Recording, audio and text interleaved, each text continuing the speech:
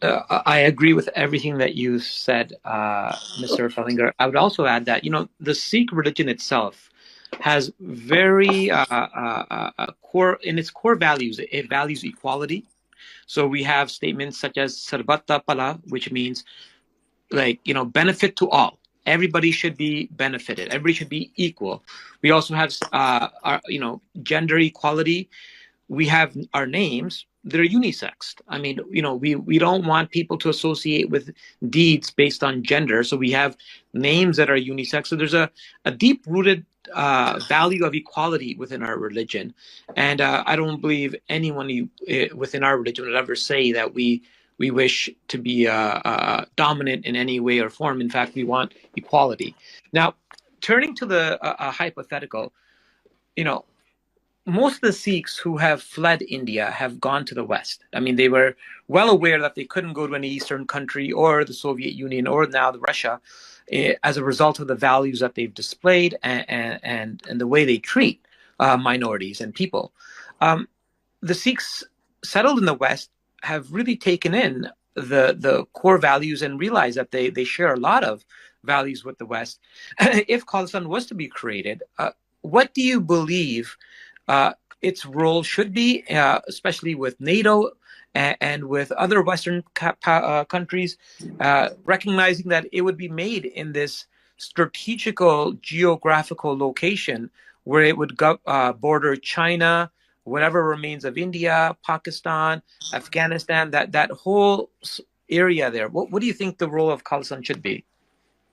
Look, you should be a center for peaceful transition of the South Asia in a very good and economic prosperous area, because potentially you can be very prosperous. India was always at the core of global wealth creation for centuries, and the whole continent. And so you will be, I think, in that role, a very good stable factor.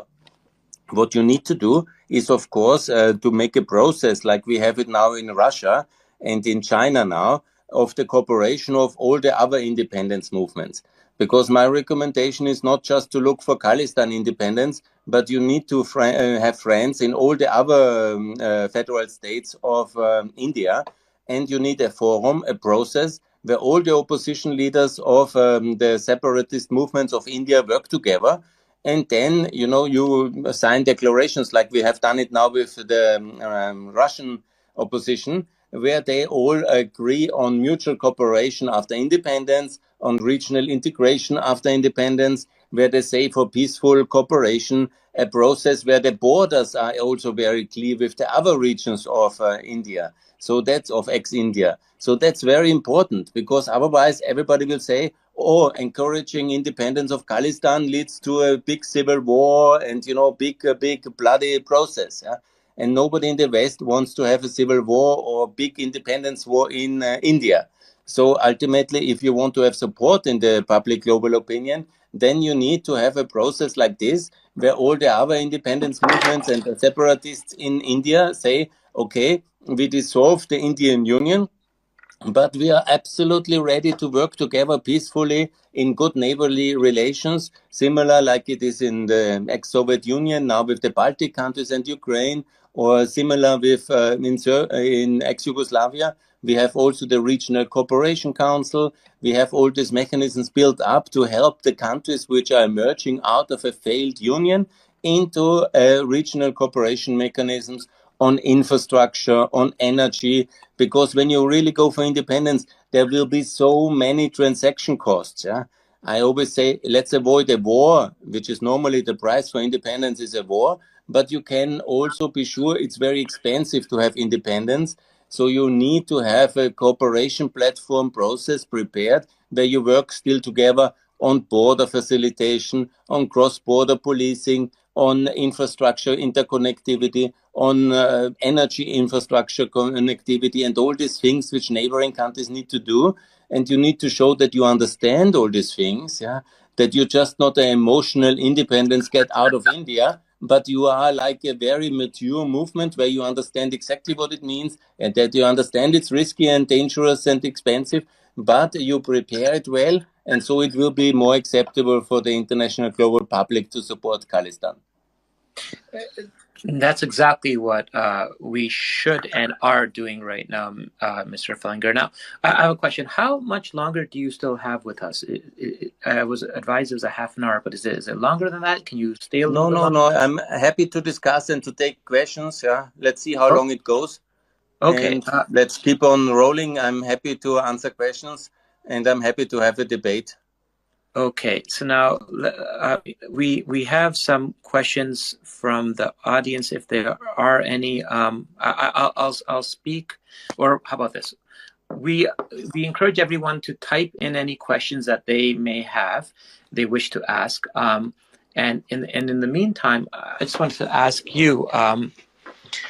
You know, there's two aspects to this. One is do the Sikh people of Punjab qualify for independence based on them being defined as a peoples under the UN or UNESCO definitions or guidelines for peoples, and second, the prospects of having internal or external self-determination.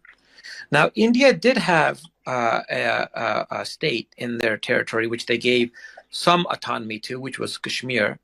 But recently, they've actually suppressed all that autonomy and completely eliminated any form of internal self-determination possible within the Indian Union. Now, based on that, what would you say to your colleagues who may question and say, "Look, India, it sold itself as a democracy. Why do Sikhs want independence?" What would be your answer to that question? Look, I can just refer to the historic examples. The most important example everybody from Khalistan must have and must know is of Kosovo. Kosovo, in the year 91, made the independence referendum. 99% of the people were in favor, but the international community didn't recognize it. And it led to a very tragic situation because we recognized Macedonia, but we didn't recognize Kosovo. And then, of course, there was 1 decade of internal suppression of the Kosovo Albanians, very, very brutal apartheid regime, and people living in really big deprivation. And then it led also from 97 to 99 to the independence war, which Yugoslavia was close to winning. And we had to intervene then as Nato in the Yugoslavian war in 99. And then ultimately Kosovo got the independence. That's one role model you have to look at, but it's also a difficult one because in the chaos of Khalistan, NATO will not come to help you. So you have to be also careful on that one because don't have the illusion because there will be no military intervention to help Khalistan if you're completely suppressed by the Indian forces. So that must be always also a model for caution. What you need, of course, is to learn from the peaceful recognition campaign of President Rugova, who was the historic president of Kosovo. And he has really gone through the world and he has spread the gospel of Kosovo freedom and he has won the narrative. Yeah. And that's very important. You need one leader in the Sikh movement, the one future president who you vote for in after the independence referendum. And this person must go all over the world and explain the case for Khalistan independence and recognition. And over time, I think it will be successful. But of course, it's a struggle, and you need to agree on one person to be your leader and your future president. That's all not so easy. But exactly that way it worked in Kosovo and in many other countries as well. And the more you win the public, because the decision of Khalistan will be not taken in Khalistan yourself, but it will be ultimately taken in the global court of public arena. And you need to win this narrative struggle. And this is the most important recommendation I have. Yes, Amrinder Singh for USMI. I have a good question for you, sir. Should NATO expand to South Asia and with Khalistan being a watch over Himalayas and Central Asia and South Asia? What are your thoughts on this? Look, NATO is basically about keeping the Americans in Europe engaged and against Russia and for European security. This is our most important task as NATO. So I'm against, a global expansion of NATO, especially in very fragile areas We had experience in Afghanistan, and it was not very successful, to say the least. Yeah. So I think that is not the future. But what we of course have is a kind of global partnership program where Japan is part and Australia is part, and a kind of global partnership program is absolutely possible. It would not include complete a military alliance system, but it is kind of a status of the free world, and that would be good. But more important, I think, is to target the membership in the economic union which we have. It's the OECD and the OSCE, and these are absolutely possible for Khalistan in the future. What would NATO gain for making Khalistan as a member, and how does landscape of Khalistan change by allying with NATO? Yes, I think, membership is really a difficult thing because first you need to go to independence, then you need to transform into free Western society. So I think that will be very complicated. But a global partnership program is absolutely possible. And it would be very good because we could also assist in the transformation of Khalistan into a modern, successful market economy and democracy. Thank you, sir. I think. Also, to answer concretely, NATO membership, no, but part of the free world and our institutions, absolutely yes. And also, I just want to let you know that a democratic exercise for Khalistan referendum being conducted under the supervision of Punjab Referendum Commission. I don't know if you heard about it or not.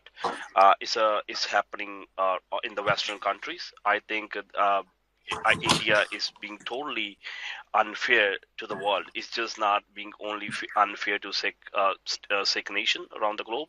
It's also being unfair to the international community, rejecting the Khalistan referendum. I think we all witnessing the history. I think you also supported upcoming referendum on October 29th in Canada. We will most welcome you if you will come and under your supervision, and you can walk around, meet with the people, and get to know our community more and far better. Thank you, sir. Thanks a lot for the invitation and good luck. I'm based in Vienna, so I'm not sure I can make it, but I will try my best. Thank you, Gunther. Jitendra? Yeah, go ahead. Yeah, I just wanted to bring something to your attention, Mr. Fehlinger. Yes. When Crimea did their referendum under the muzzle of Russian soldiers, India actually sent a delegation to observe it and to give it a sphere of legitimacy and to kind of mask over the fact that this was done through the barrel of a gun. Now, what do you think Western governments or, people in academia or positions of some, value and authority should do when referendums are being done in their locality? And is there an act that they can, steps they can take? No, first of all, to the support of this Indian-Russian axis, yeah. And this is very dangerous, and I really cannot understand it, yeah. We have done no harm to India. We are very friendly to India, and I can speak here now for the whole of Europe and for the whole of the West, yeah. I don't understand what the Indians have against us, that they align in that form, in that brutality with Russia. I mean, Russia is internally and externally a really very dangerous and very hostile place. Yeah, I don't know. I understand, to get some weapons from Russia, and maybe some oil. But is it really above morals? And this is the starting point of all my anger with the current Indian regime, because I can really not understand how anybody who calls himself a democracy and calls himself for a better world, and Mr. Modi has all these great speeches, yeah, and looks like a grandfather who is good for the world with his beard. And then he goes out and supports a country like Russia attacking and taking other people's land and making genocidal warfare now since 2022. This is, for me, completely unacceptable behavior of Mr. Modi. And I can just be negatively surprised when I hear also that he was already engaged in the Crimea referendum, because obviously such referendums we in Austria know very well from history, because Hitler, he came with the tanks to Austria